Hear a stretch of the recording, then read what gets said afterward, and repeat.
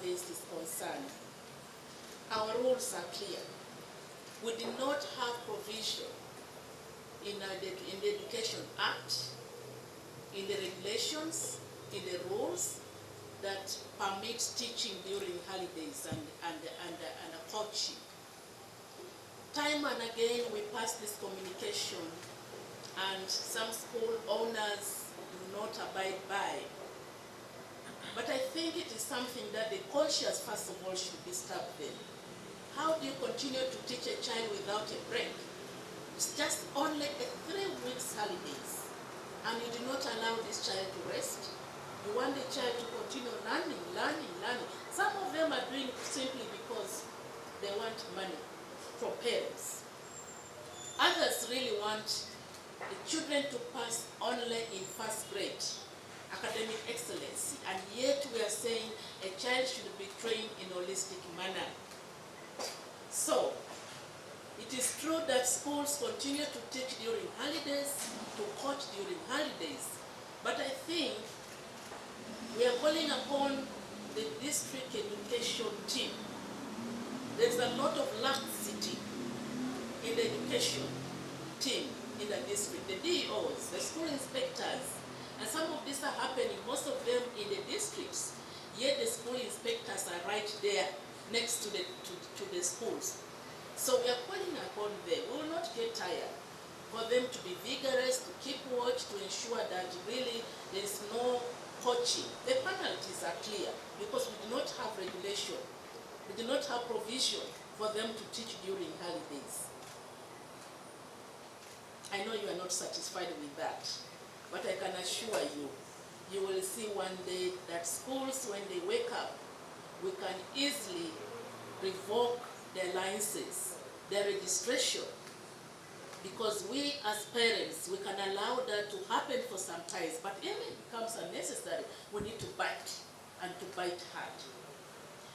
Concerning the schools in Terego, it is true, we have 3 schools in Terego that are not receiving capitation grant in Terego district.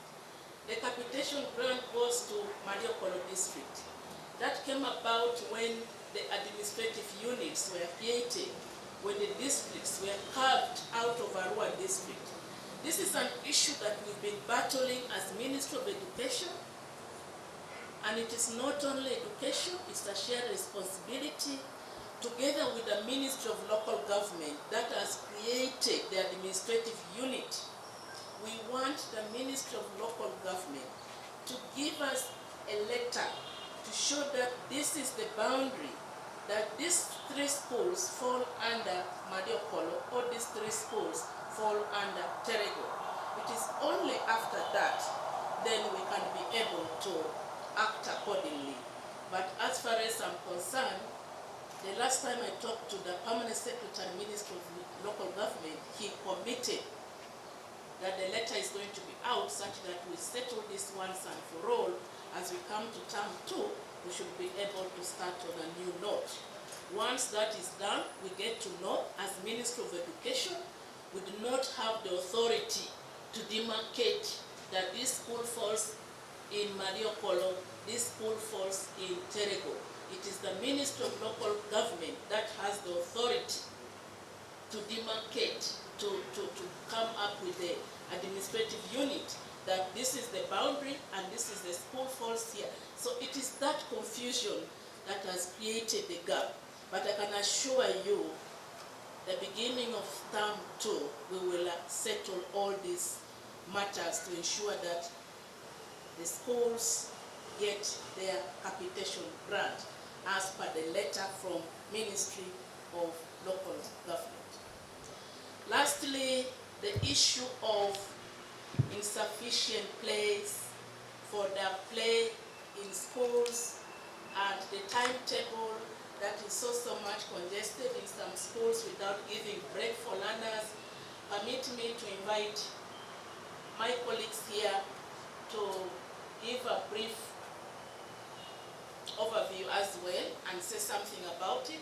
UNICEF, Plan International,